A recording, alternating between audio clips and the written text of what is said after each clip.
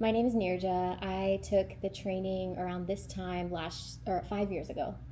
So I had just moved to California and everything was shut down. And I heard there was a yoga teacher training here, so I was like, let me sign up. There is nothing better to do with my time than an amazing yoga teacher training. So trained here 5 years ago. My husband and I moved to LA, so we've been there the last 5 years. And I have been teaching. I started off teaching a vinyasa flow at a gym there, and now I'm teaching a restorative flow. So I just turned 30 this year, and I feel like life has just been asking me to slow down. So restorative has been calling my name, and I would love to be a better teacher to those that take my class. So that's why I'm here today. The objective of restorative yoga is to restore the body into its true state of balance, ease, and relaxation. When the body is in its natural state of balance or equilibrium, it has the potential to heal itself, spark its own immune system, and be the optimal vehicle to move through the world with full potential and vitality.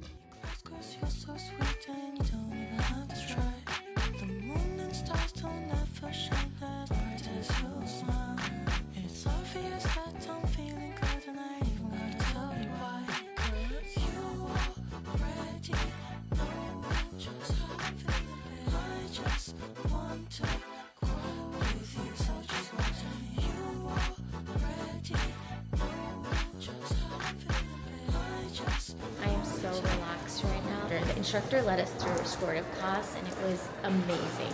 And finished picked me up dinner, so we're headed to the room. And then I actually have homework that's due tomorrow, so I need to wake up early and do some research and journal and answer some questions for the assignments. And then we're getting brunch with Finish's friends, and then it's day 2, and I learned that we're gonna have like an exam / final practical on Sunday, so I'm a little nervous about that, but I'm sure it'll go great. Good morning, rise and shine.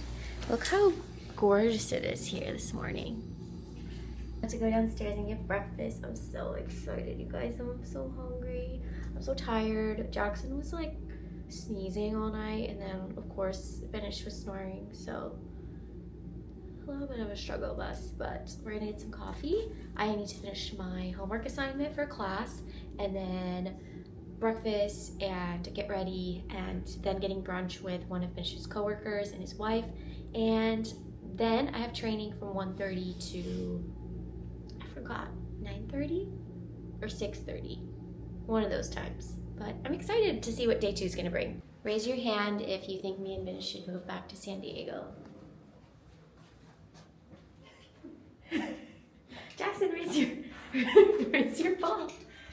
Raise your ball, buddy. Raise. Okay, I think that's it. I think that means that we're moving back here. Do we have a vote?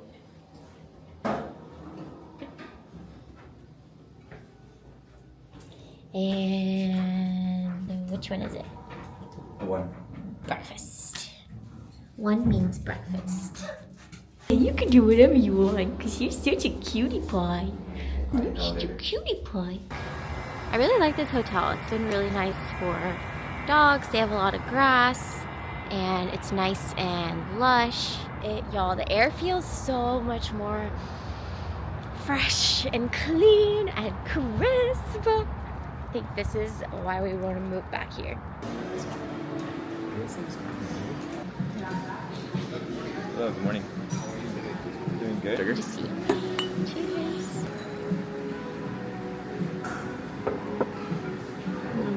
I can end up liking just coffee by itself. My honey is healthy this morning.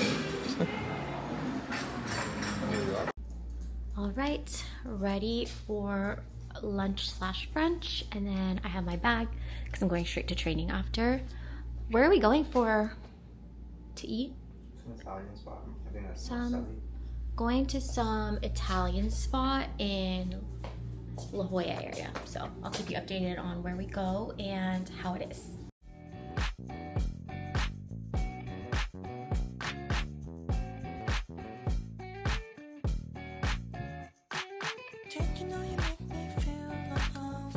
Alright, y'all, I didn't film too much yesterday, but brunch was good. Not amazing, but it was good. There were like a ton of flies in the restaurant, and these flies were kind of wild, like they were kind of aggressive. But yesterday was definitely the longest day, and we spent a good chunk of time going over different positions, integrating it, different hands-on adjustments, and like alignment, because this restorative practice is so alignment focused because it's based off of Iyengar. I didn't realize how many props you needed for restorative. You need like I would say you need like 5 blankets per person, 2 blocks, mat, strap, bolsters. You need a good amount of stuff, and currently where I'm teaching, I don't have access to that much equipment. Like we don't even have blankets. We have bolsters, straps, blocks, and then mats, but classes can range from 15 to 25 people, so that would be a ton of blankets I would need. So I think if I were to teach a restorative class, I need to be in a studio that has tons of blankets, first of all, and then the class size needs to be at max 6 to 8 people, just because of all the hands-on adjustments required throughout the practice, and to just keep it intimate and to keep the quality high of the class as well. Feeling ready for day 3 and really excited to teach today.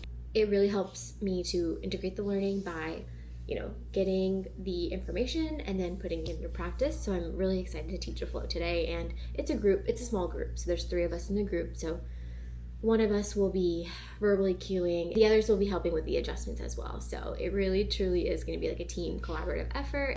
We'll check in with you guys once day 3 is up in the car and we are headed home. Say hi, Jackson. Jackson's having the best time ever. He's like, Mommy, why do we have to go? I'm ready to grab a cup of coffee downstairs, so let's go do that.